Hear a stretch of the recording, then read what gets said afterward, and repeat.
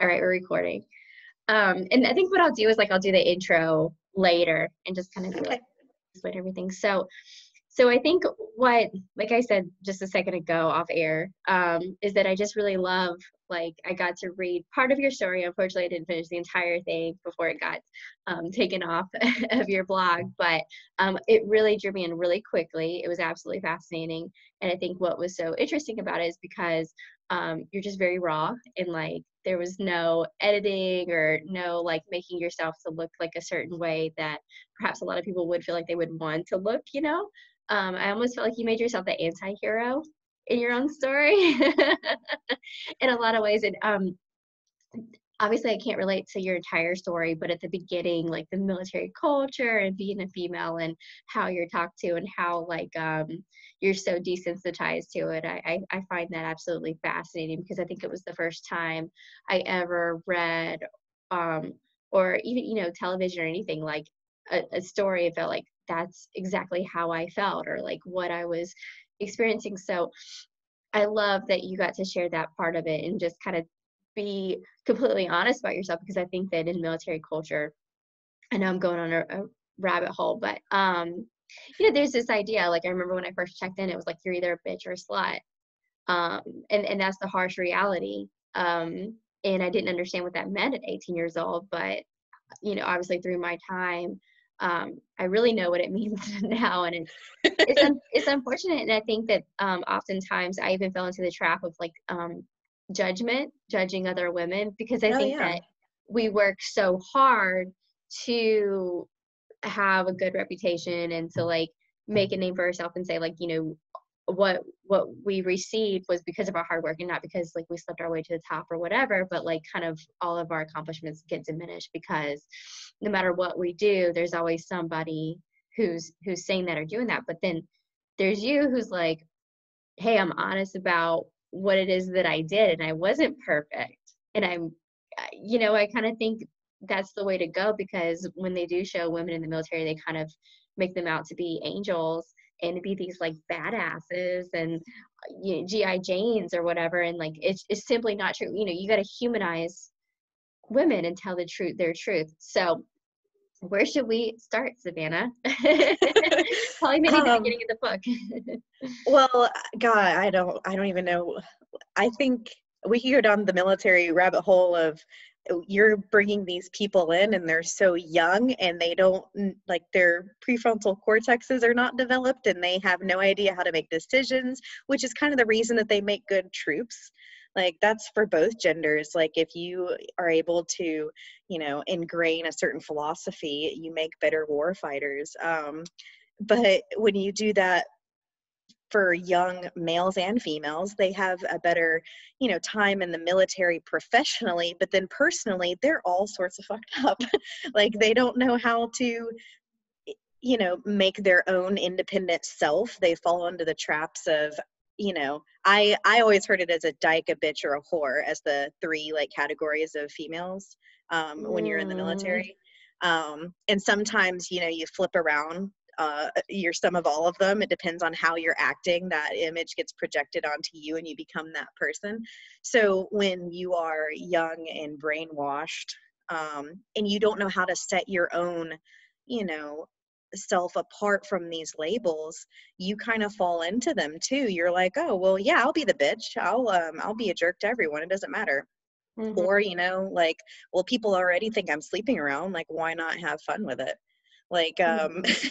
like you already get ostracized horribly for, you know, I don't know if you experienced this after growing up in Georgia and, you know, we're taught to be very Mhm. polite, very kind. We're going to laugh at people. We're going to just, like, it's Southern charm. And I think Yes. that, you know, we have that. And so when people saw me at least interacting with other um, men, they would automatically think that I'm a whore. And I'm just like, Mhm. no, I'm just being nice. And then they're, you know, so anyway, not having any way to make good judgments in our situation, like we fall into a trap of, you know, fitting into those buckets and don't realize until much later that we don't have to abide by any of those labels. and it's interesting because like I've kept in touch with a few of the girls that I was with in CLR 17 in our unit, and like we have all talked about like we all sat in a group and we were like, why were we so mean to each other? Why did we hate each other? Like, why did we not like, bond together and Interesting. form this, like, because like now we are, extremely supportive of each other. We're amazing women. And so we were like pitted against each other forever, until like the majority of us got out of the military and we started interacting and seeing the parts of our personalities that weren't in those buckets. And so we were able to be like, oh, that girl's a runner and she's an amazingly strong human and she's been through so much and like she keeps going through, like, and we're able to support each other through that. And like that type of camaraderie I only wish I had had with other females when we were in the Marine Corps, instead of hating each other. Like I don't remember trusting a single female in the Marine Corps because like they were either competition or they were talking about me behind my back. Maybe, I don't know, the dude said they were like, you know what I mean? Like it's like high school got extended and the cliques are way worse and you're also the only girl around, so it's pretty isolating. And anyway, I'm just glad that like I have grown up and removed myself from that culture but still remained in touch with it and still Yes. kept in touch with the women and have grown. Like the best women that I know are in the Marines, like honestly. And Mm-hmm. I remember in the Marine Corps, that's not the same opinion I had when I was active duty at all. Right. Yeah. It's very interesting dynamic, and like, trying to explain the culture, especially from a female point of view, is really interesting. And it's you got to play this like game of like, how do I explain and help people to understand what it's like without sounding like I'm complaining, or, just kind of having that shutdown, that disconnect where they're like, oh, you're just being whiny, or you're complaining about something. And I think that you do a great job. I think that your words are so powerful, and like, I definitely want to talk more about your growth afterwards, because it's true, like that's always going to be a part of us, no matter. I remember kind of going through this stage after I got out of like, I don't want anything to do with the Marine Corps, Hmm. but then you kind of realize like I'm not the same person that I was before. And I think it was more Iraq than it was the Marine Corps as a whole. I mean, you can't not have that change you, but I think that deployment um, did more than anything. And I know we've had discussions about your deployment, and I want to touch base on that, because your opinions are very different, and they kind of took me, like, I remember when you first told me your thoughts on women in combat and um, going overseas, I was shocked. And we'll get to that. I'm going all over the place, but Yeah. um, there's so much, right? Like, and that's just like a piece of your life story. So I kind of want to go back to like, okay, you're 18, you're, let's be honest, brainwashed. You're kind of in this culture where, okay, now you're kind of playing the role of what you feel like you need to be to get through. And you're surrounded by a lot of guys. And let's see, you deployed in 2009, 10. 10. Yeah. Okay. So you were very intelligent woman, very athletic. I think you're outrunning most of the guys, right? Yeah, but not my attitude towards running was I really hated it and I hated sucking at it, so I just did it more. So yeah, I started I was getting better around 2010. That was when I was starting to like beat a lot of guys. So yeah. Okay. I know, like, when I was in the culture, it's like everybody wants to deploy because it's like a badge of honor. Like, so Afghanistan, right? Hmm. Okay. So go ahead. You were about to say something? Oh, I was gonna say that like when everyone says, "Oh, well, I want to deploy," it's so interesting hearing like 18-year-old Marines talk Mhm. now. They're like, "Oh, I want to deploy. I want to do this," and I'm like, when I joined the fleet, there was no I want to deploy. It's like, hey, you're leaving in like 3 weeks. Like, it was just always known. Like, the moment you were hitting the fleet, you were leaving. We were fighting 2 wars. I got to the fleet in 2008. We were fighting in Iraq and Afghanistan, and we were also doing MEUs, obviously. And so I knew the moment I hit the fleet that there wasn't a single line on the TO that, wasn't filled. Like, if I wanted to deploy, I was going to instantly go. Especially So in your field, you guys were gone all the time, back to back. yeah, people in communications, you end up like they need you a lot. If you're not deployed, then you're in the field or you're in the school, and like you're constantly getting work to the bone. And yeah, a lot of my friends did, like, God, one of them I think only had like 3 weeks between his deployments between Iraq and Afghanistan. Like, yeah, and that was normal also. So like, when everyone's like, oh, I want to deploy, I didn't have really any opinions on it because I just knew it was going to happen. I didn't really have like oh, I want to deploy. Of course I wanted to, because, back then I was like, yeah, let's go kill some Hajis. But like, like I didn't have a real choice or opinion on the matter. I just did what I was told.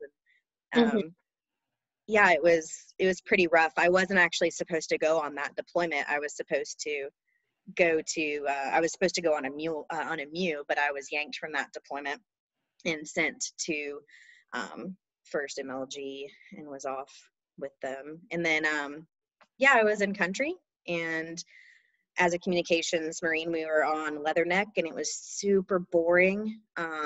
Like, I don't even know what the purpose of the MLG was there, and I know that sounds terrible, but like, it didn't seem like it had a purpose. Like, I was so bored. I was sitting there like communications equipment. I was doing like all the MIMS maintenance stuff for the platoon. It was terribly boring. So when someone was like, hey, we would like some volunteers to go do some things, and I was like, okay, yeah, I'll do it. And yeah, I was sent off to the middle of nowhere in the Nimroz province as part of the Georgian liaison team, because the Georgians, the country of Georgia, not the state. I gotcha. Well, I don't know if your listeners know, but Georgia. So the Georgians didn't have. They were trying to get to join NATO, and so they were trying to prove to NATO that they were worth having as part of like the treaty. And so they had sent a bunch of troops to Afghanistan to prove their worth, because if anyone remembers, in 2009 and 2010, Russia was invading Georgia. And since Georgia wasn't part of NATO, America and the rest of the NATO forces kind of like looked and was like, huh, that's unfortunate, and didn't do anything about it.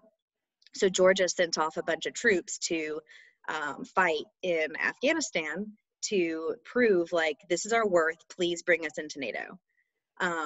And so that was kind of cool, but they didn't have any knowledge of their communications equipment. And so we were asked to go out. It's kind of interesting because they asked for volunteers, and they needed to be network engineers or network operators or satellite operators. And I had gone to both schools kind of. I had taken the SWAN course. It's the Satellite Wide Area Networking course. So what the SWAN is like, pretty much you go out in the middle of the desert with a bunch of boxes, and you build a satellite link, and you are able to talk to the cloud and connect to anywhere in the world. Like, it gives you like the internet. And then you set up the whole entire network behind there. So any sort of network communications, as far as computers or phones or like anything like that, comes off of the SWAN. And so I had been sent to a course to learn how to do that. And so as a network person and as a satellite SWAN operator, I was way more valuable to a command like the Georgians, to go and deploy with them, like get inserted with them and go and set up their communications for them. So I go out, and there's about 10 of us that go out. I know Mata was one, Norad was one, Sandwith was a satellite operator. And so we all go out there, and we land in the Grunts. This was RCT2. They were out of North Carolina. We were out of California. So never having met these people, we go out there, and they're like, you're a girl. And I'm like, you are correct. I am a girl. And it was me, and Sandwith was the other girl.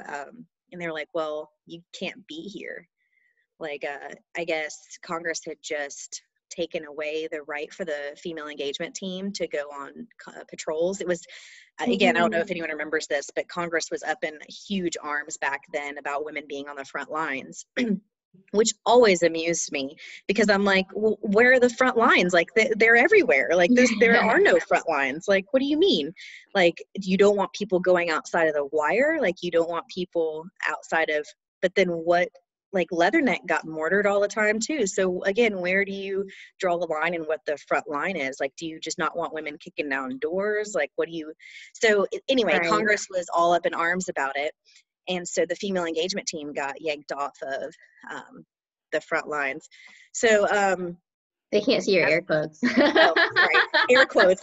They were taken off of the front lines, and they weren't allowed to go on any patrols. And so when it came time for me to go to this unit, they were like, well, the Georgians are always on the move, you know, like it was a Georgian battalion. And they're like, well, they're always on the move, and they're going out and they're actually inserting in like different areas and pushing the front line forward. And so as one of their communications people, I would be expected to do that too, which means, you know, living out of nothing, sleeping on the ground, doing that kind of stuff, sitting out in the middle of nowhere. Like, Nord ended up on a base that's probably the size of my like bed, 2 times the size of my bedroom. And it was just him and some Georgians, and they were just hanging out all day. And so they didn't want me to be in that position. And so they're like, well, you can't be with the Georgians. You have to stay, or, you know, you're going to go back to Leatherneck. Like, we don't want the girls here. And so like, I'm being told this in front of like all of my male Marines, because I'm a corporal and I have, you know, people who are beneath me in the rank structure, and I'm being told like, don't act like a whore, don't like it. And like, the CO is just not very tactful in his delivery of how he expected me and Sandwith to act as women. And yeah, so anyway, it turns out he couldn't get us back to Leatherneck, and so I ended up sticking it out with the grunts and at RCT2 for 6 months. And so I was with their communications battalion company. I don't even know what it was. So I stuck out with them, and they started, RCT2 was doing the 14-month deployment. So they had a bunch of people go back for their rest and relaxation, their R&R. And whenever, you know, people start disappearing for their R&R, comm doesn't stop. Like, you still have to get stuff up. They were building the base of Delaram at that time. So we were like, network engineering was extremely constant, like middle of the night operations, like trying to build the swan boxes and the Whipples and stuff like that. Not the swans, the Whipples in the middle of nowhere. Just, it was very intense. And so when it came time for us to start going out to other FOBs to get at their communications, they were looking around, they're like, oh, well, crap, like, all we have is a girl.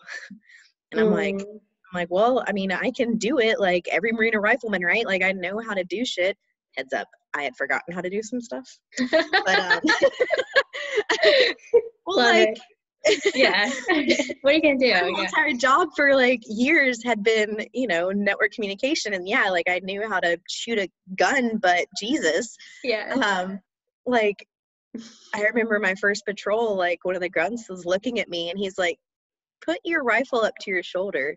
And I'm like, okay. And so I do it. And he's like, put your finger on the trigger. And I'm like, I'm straining to reach the trigger because the flak jacket has the buttstock of the rifle so far away from my shoulder that I can't reach the trigger.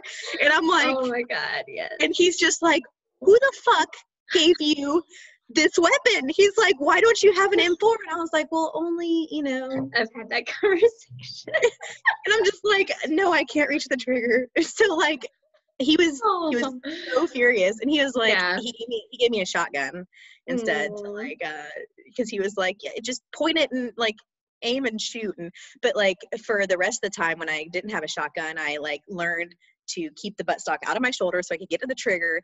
And then heads up, you get black eyes if you shoot and you don't have like a the scope goes right into your eye. My God. Yes. So yeah. I love how honest you're being right now, because it's so true, because you're like, everybody wants to sound like they're a badass, right? And it's like, this is the shit that you have to figure out. Like, everyone else is fine, and you're over here trying to touch your trigger. And I'm just like, yeah, like there was one time I was trying, like, it's actually, to me, a decently funny part of the book is that we go on a patrol and like the grunts are like, "You're calm, right?" And I'm like, "Yeah." They're like, "Here's the radio." And I'm like, "Oh God, no, like more weight to carry." Insane, So it's yeah. like this like 20 extra pounds like added So to. how much weight was it? Yeah, I think you're about to get to that point. Yeah, so I had, like, in the book, I have the breakdown because I don't exactly remember, but like flak and Kevlar and 180 rounds and the Savvy plates, and I had a backpack with a bunch of stuff in it and my Camelback and then the radio and then the shotgun and then my weapon. It was, I would say, close to 190 pounds roughly. Yeah, and And you're probably like 120 pounds, I if was like not, 120. Yeah. yeah, at this point. And so, and also, like, again, I think the op tempo prior to deployment was so high that like we were not physically training, which is like something that like the grunts don't really, I guess, see that because they think we're just a bunch of lazy pogues, and totally, like, we don't sleep in the field all the time, so we can be a little bit, attached to our air conditioning units. But we like they're all out and they're doing humps and they're hiking with all of this equipment all the Yeah. time. And I'm like, yeah, that's great. I'm glad you guys are badasses like that. I have to be at a class at 7 a.m. and like we could go for like a run before that. Or anyway, so, and the classes go really late, and I was in college before that too, so I didn't get home till like midnight, and it was just like a nightmare. Right. But like we were constantly having our leaders deploy to other locations. Like we were in charge of our own physical fitness, and it was terrible. So when I'm out there in Afghanistan and I look around and I'm like, uh-oh, Shit got real. I'm not prepared for this at all. And like, I am not weak, but I'm also was not ready to hump 190 pounds, 5 miles, in 130-degree weather. Like I was not prepared for that. And so when it came time for the radio, and like one of the grunts was looking at me and he was like, "Are you okay?" And I'm like, "I'm not gonna say I'm not okay." Right. Like, Yeah. What are you gonna do? I'm not gonna be the girl that's like, "Yeah, I'm weak. Can you take this for me?" Fuck no. Oh To no. being weak. So I just was like, "No, I'm good." And like one tear started like leaking from my eye, and he's like, "Give me the radio." It's so tough. Yeah, I can imagine. And I was so embarrassed. And like, anyway, it was just, I don't know. I really hope people enjoy the book because I'm not trying to act like a badass, because I wasn't. I was 20 years old and weak, and I made some really dumb decisions. And like, yeah, I hope people enjoy it and don't crucify me too much. Oh no. Like, everybody has their stuff, and like a lot of people just don't want to admit it to their self or to other people because they are afraid of being judged. But I truly think that you come from like such a good place where you want to help other people, so you're putting yourself out there, and talking about what you went through so that other people can hopefully read your story and heal their self. And I think that that's such a beautiful thing, and you're selling yourself short. I will say that. I don't think people, unless you've read the book or parts of what Savannah has been through, like fully understand the extent of what was happening. And pretty much it was like you were this little girl, like it kind of in a cush life, even for the military, and then next thing you know, you're out with the grunts, like having to hold up your end of the deal. And like, I know military culture, like there's no mercy. You either have to do it or you're weak and go home. Good on you. And then I mean, combat happened pretty quickly for you too, and like you just don't, I don't know if women just feel uncomfortable talking about their experience in combat or what, but I think that there's like a disconnect, right? Like before you go, there's kind of, it's almost glorified, and then when it's actually experienced, and maybe it's different for a woman, I don't know, what are your, like, can you talk a little more about what your experience was and what you feel comfortable talking about, of course, and how you've been able to process it at this point? Um, well, it's hard to say that like what I did was combat, because I never fired my weapon. Those weren't the rules of engagement. I was shot at, but like the I was terrified, and I don't think I realized like how much I was terrified until the moment was there that I was leaving the wire, and I was like, I could I could actually die. Like, we had been getting mortared and stuff, but that's not, to me, that's not the same as all of a sudden going outside of an area that is protected by, you know, your fellow Marines. Like, we trust each other, right, to protect each other when we're on these forward operating bases. And then once we leave that, like, I don't think I had ever been so terrified in my life to be outside of the wire. Because you didn't know, I didn't know the area. I didn't know the maps. Like, I had never driven through the streets of, you know, Delaram when I was a teenager. You know what I mean? Like, I didn't know anything about this area. I didn't know anything about the people or the culture. I couldn't understand what they were saying to me.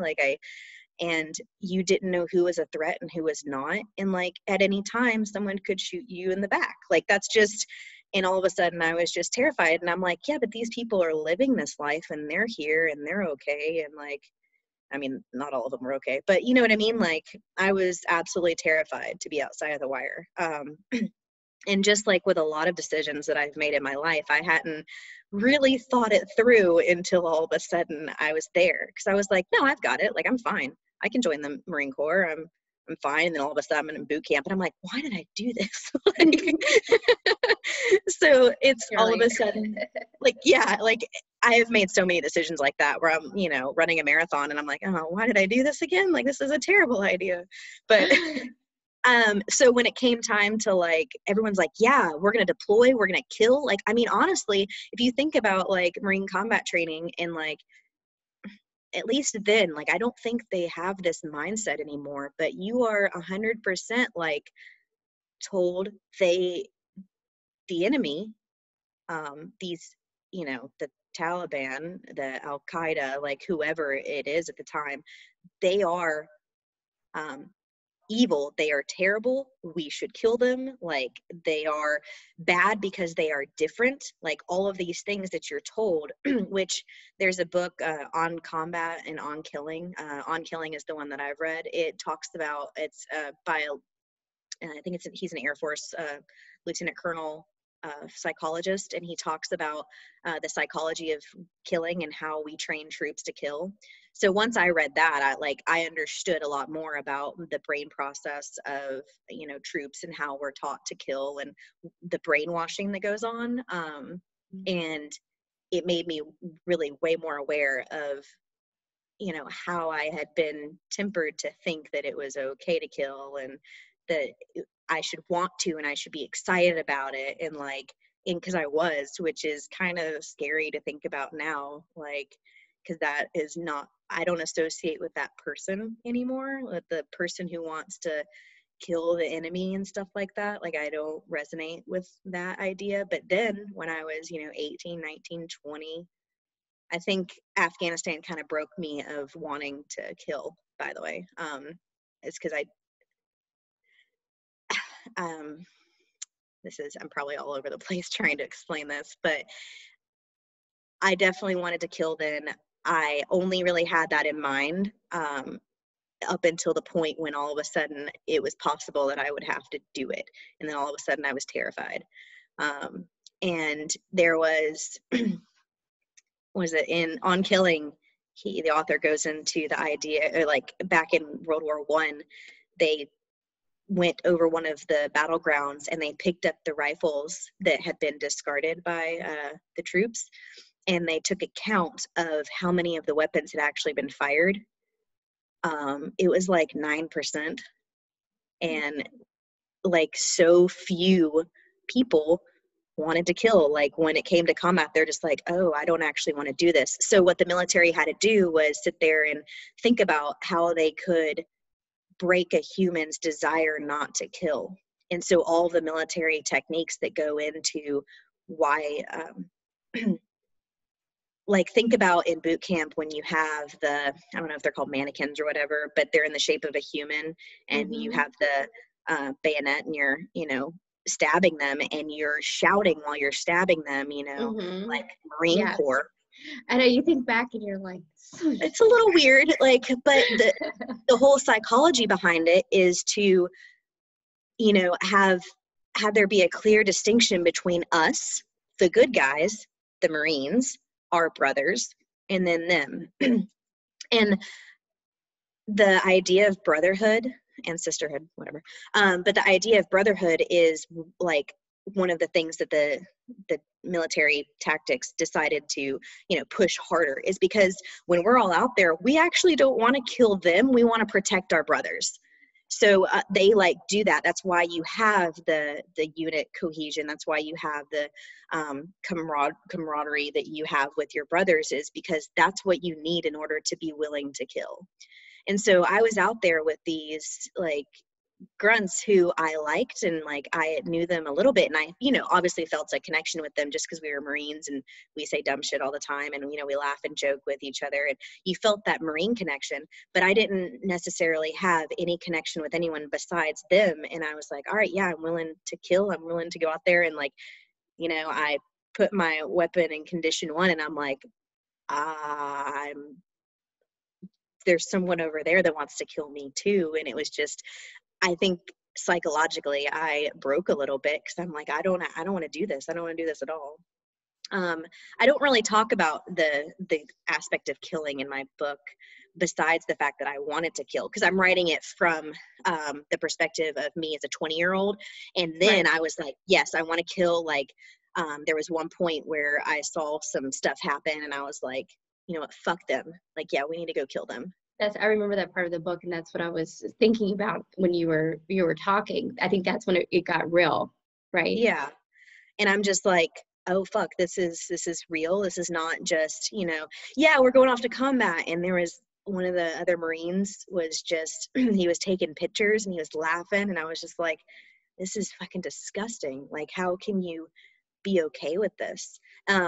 And like all in the book, I'm talking about that, like, I still want to kill, where I'm like also disgusted with someone who's laughing about it and like joking about it, making it this thing. And I'm just like, anyway, it's a lot for a 20-year-old to process, who has other stuff going on too that's not just combat related. I have my own like storyline in the book of what the dumb shit that I was doing that was independent of combat. And like, it's just, I don't talk in the book that much about how removed from wanting to kill that I am like now, and my view on all of that.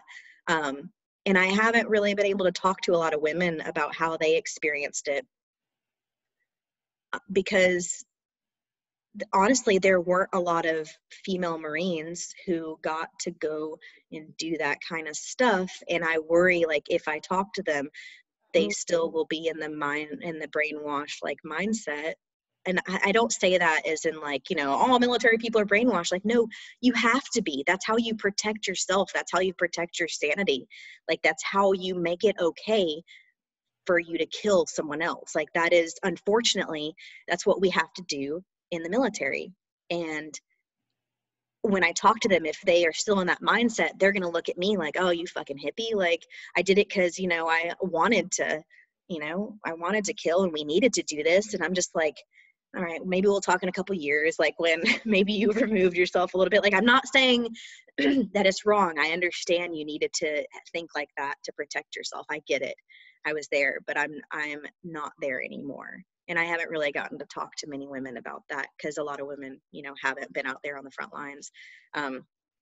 And well, not that many, I don't know. Like, and also some female Marines that have been out there on the front lines scare me. They're pretty intense. Do you know what I mean? They're like, yeah, fuck everyone, let's kill people. And I'm like, and I'm just like, I was just this. Yeah.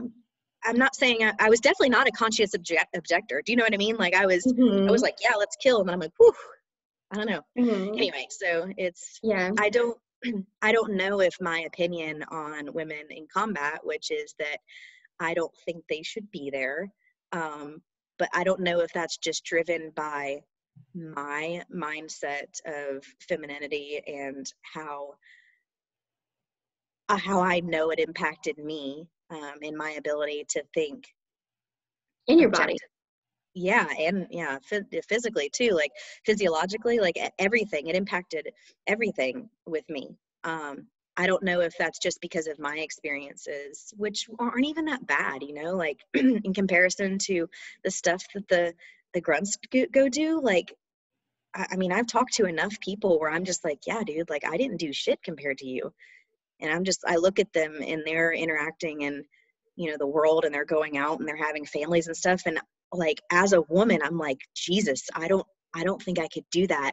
Like, there was a part in the book where I have to aim a gun at a child, and I'm like, like, what the fuck? Like, this is not, yeah, I'm Hmm. sorry. Yeah, it's a lot. I didn't know how comfortable you were with what you felt okay to talk about. So I definitely don't want to push you.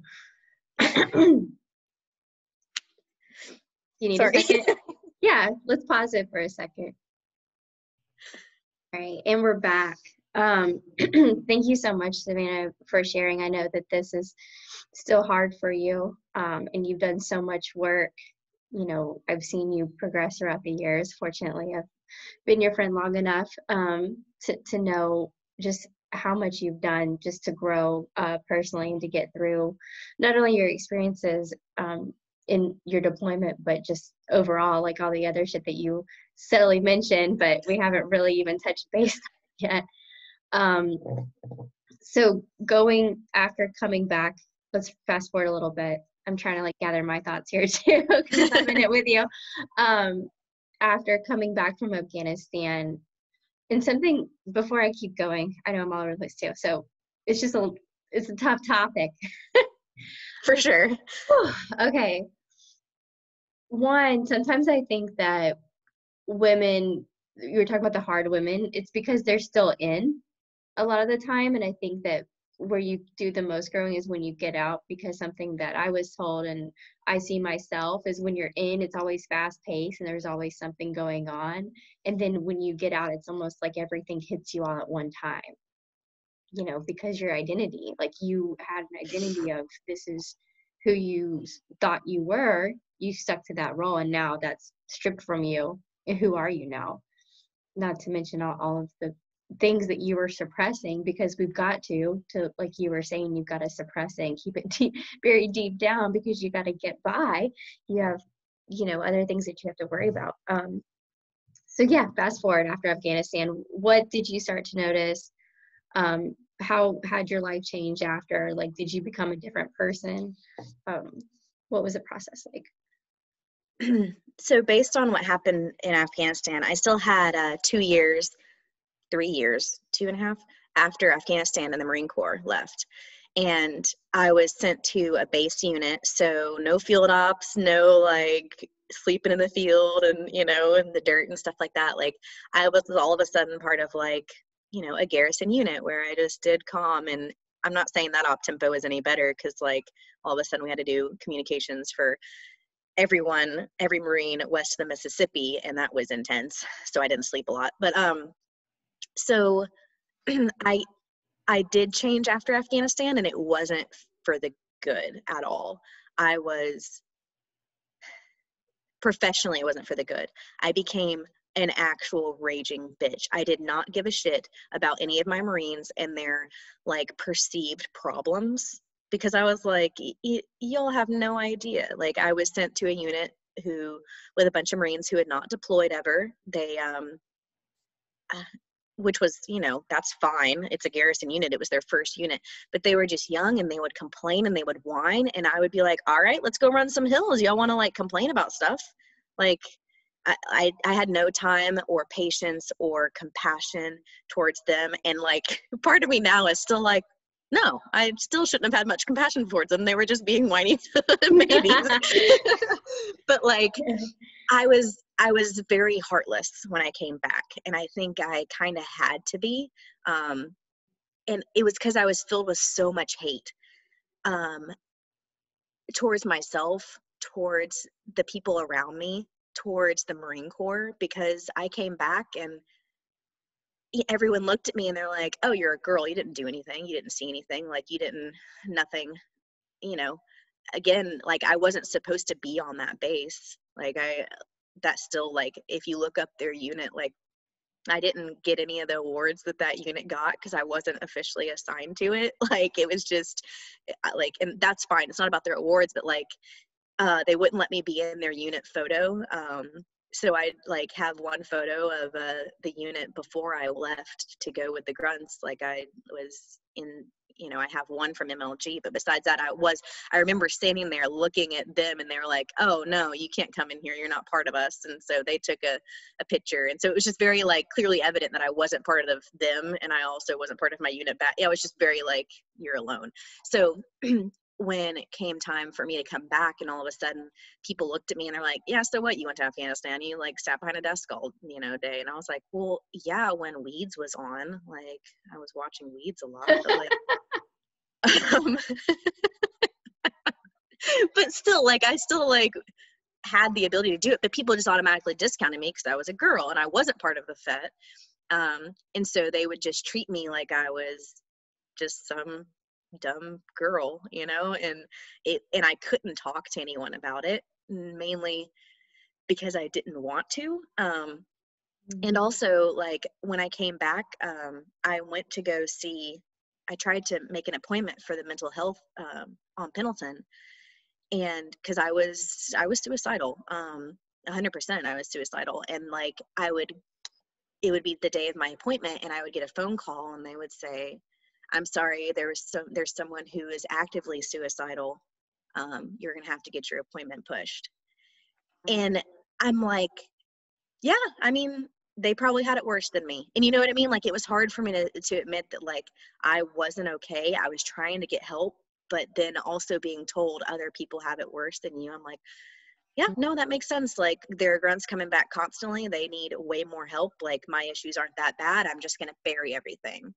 And that's what I did for, so I got back at the end of 2010, and I didn't start having a psychotic break until 2016.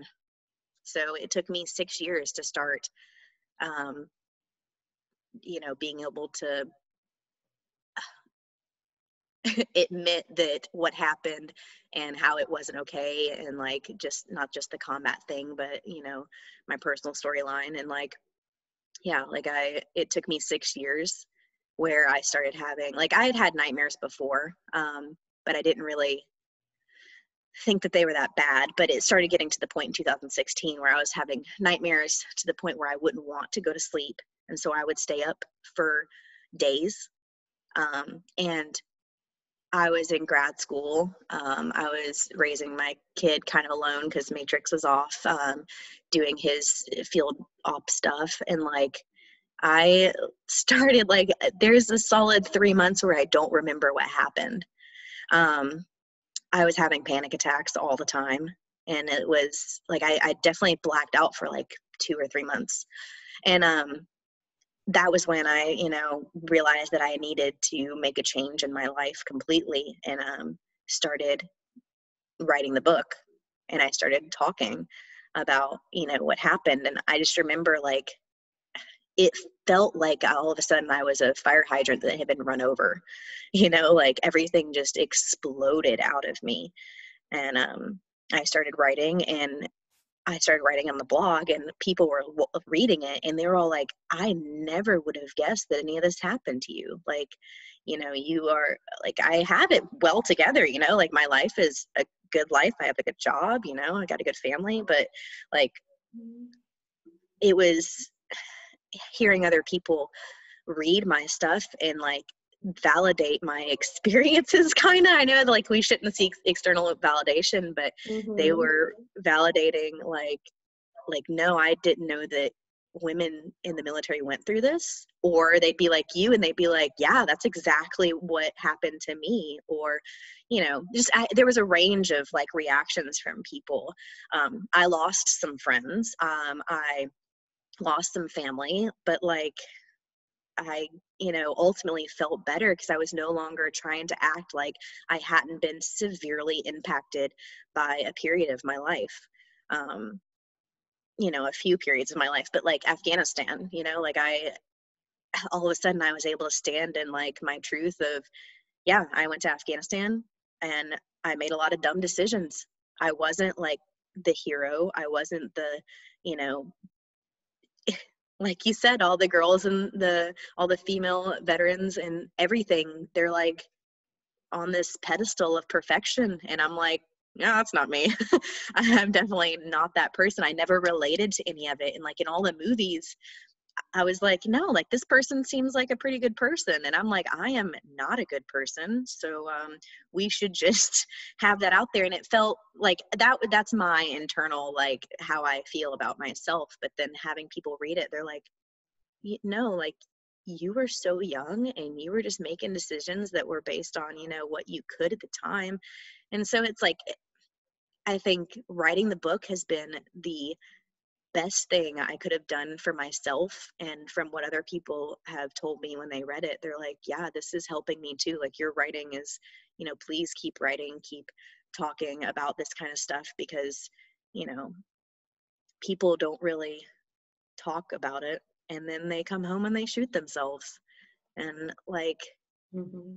and it's hard. And like, if we want to talk about military veteran suicide, it's hard because I know that when friends come to me, everyone's like, oh, come to me when are feeling like you're going to kill yourself. And I'm like, oh God, please don't. Like, I don't know if I can handle it. I want to be there for people, but personally, I'm like, this is a lot and I can barely handle my own stuff. And so like, at the end of the book, I talk about it because a few a few of my friends have killed themselves, and like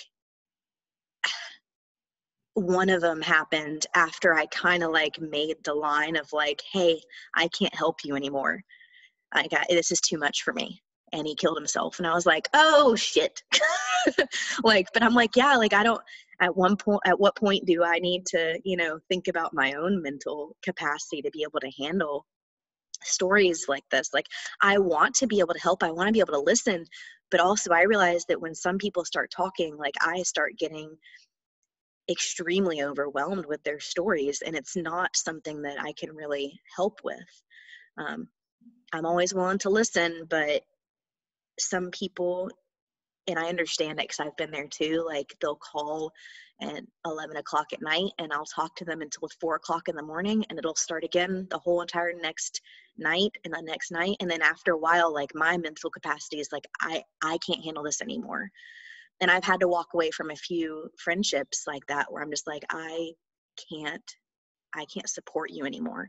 And at the end of the book, I talk about the fact that like, I think we're all like in this circle, military veterans are in this circle where we're like, hey, I'm not okay. And the person's like, well, I'm not okay either. And so like this other person's like trying to like lift them up until they're okay. And then like, we're just all like trying to like hold each other up. And like, it's really hard because everyone's like, hey, how's your alcoholism? Great. How's your depression? Like, it's just like, we're all trying to help each other. But at the same time, like, I don't know. And I don't even know what to do like to help, because I don't think I can really help besides listen.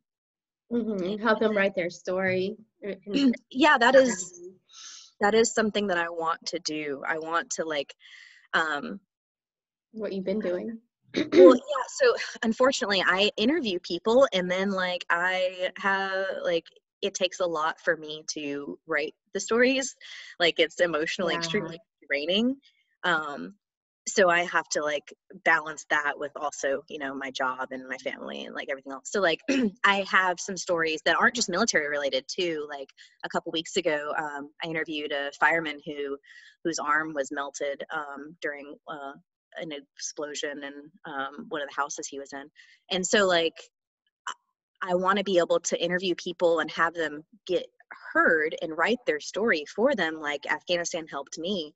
And I know it will help some people. Like the first story I did that was one of my childhood friends gave birth to a stillborn, and I wrote her story. And she was like, Savannah, it's like it's all there on paper for me now, and like I don't have to sit there and wrestle with it in my mind. And that's how I felt about writing Afghanistan, is because I'm like, I felt like I was just vomiting all of this stuff, but then it was no longer swirling around in my head. It was on paper. I could re-reference it. I was kind of no longer doubting my own sanity, because I'm like, no, it's there. And like people would corroborate my story, and they would also say, no, that's not what happened. And I'm like, hey, that helps me out. Like there were a few, like Salgado was like, hey, that's not how it went down. And I'm like, okay, well, that's good to know, because for 6 years, that's how I thought it went down. And like my brain was sitting here making stuff more traumatic than it needed to be. And now I'm just like, well, great. Now I have to wrestle with like what parts of my memory are right and what parts aren't. Anyway, so I want to be able to tell people stories so they don't have to doubt themselves. And even if, and like, so the brain's interesting and memory is interesting. Like we perceive something, an event that takes place, and our brain, you know, implants it into our mind, and then we replay it.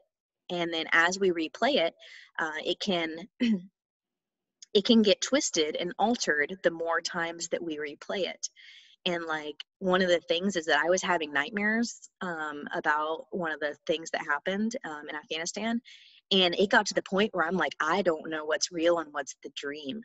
And like it was just and it got to the point where my brain couldn't differentiate between the dream, and so it started terrorizing itself. Like it was just like, yeah, the dream is real, and all this more terrible stuff happened to you. And it was just like I was causing myself to get worse until I put like a stop on it, and I was like, no, I'm gonna find out like hopefully what's real. And there's still some stuff where I'm like, I don't know, but my brain thought this way for, you know, ever. So anyway, I want to help people with that also. That's amazing. Yeah. I'm just like emotionally right now. I'm just like it's funny. There's just parts of your story that I think like I haven't really talked about my own personal story, you know? So like when I hear you, I feel things like maybe not the same but similar emotions, and it's like most of the time I don't really feel like it's difficult to talk. But at this moment I'm having a little bit of trouble, to be honest with you. You're having trouble talking? Yeah. Right. Yeah, I'm just sitting back for a moment and taking it all in. And I'm so happy for you, because I'm happy that you found a way that you can process this. And you know, everyone's different and what helps and what doesn't. And I think that you are so brave. It's very true with women. I downplay my experiences all the time, like, oh, I didn't go through what other people went through, so I don't have the right to talk about it, or like if I do, people are probably going to judge and think, you know, it's stupid or whatever.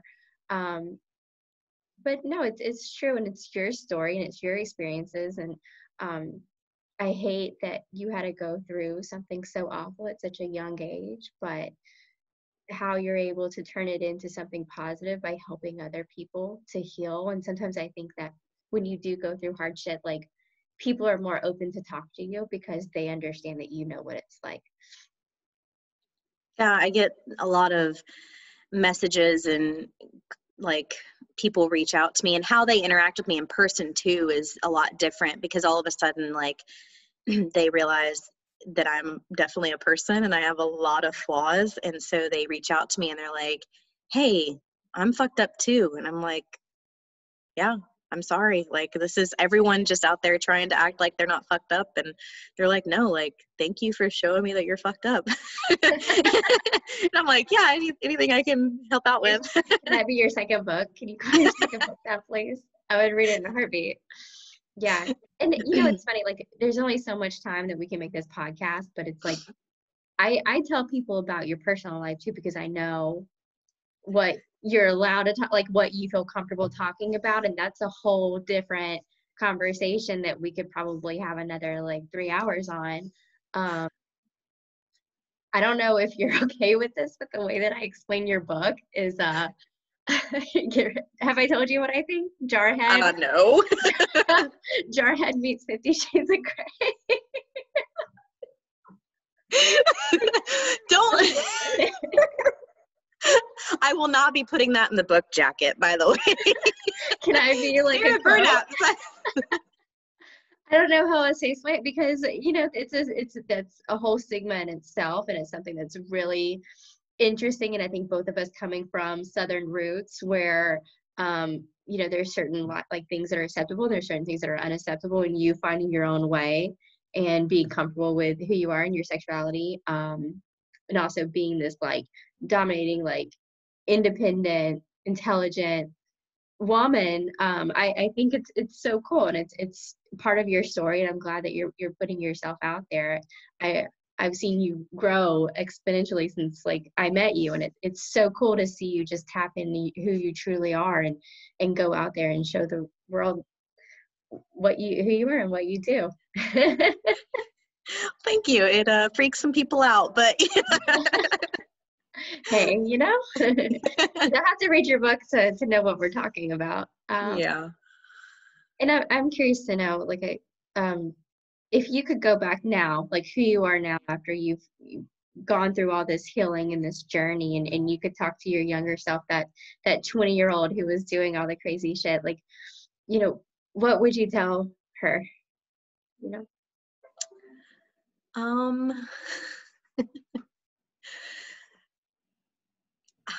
Yeah, God, I'd have to think about that, because I think that all the experience that I did, like, I wouldn't have, this sounds so cliche, I wouldn't be the person who I am if I didn't go through all that stuff. Like, I would probably tell her, like, it's gonna suck for a long time, but it's gonna get better. Like, it will get better. Especially like when I think about how much I wanted to kill myself. And I still struggle with that type of ideation, but like it always does get better. And so like, just, you're gonna find good people. You're gonna find people who listen and people who care. And once you start healing yourself, you're going to be able to start helping other people too, which is way better than keeping yourself turned inward. So like, just try to give myself a little bit of hope. Beautiful. I love it. Well, I think that's a good stopping point. I don't know. Yeah.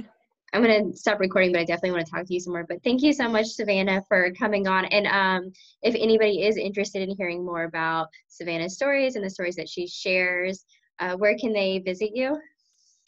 So I'm on Instagram at Nannerscan. So NANNERSCAN.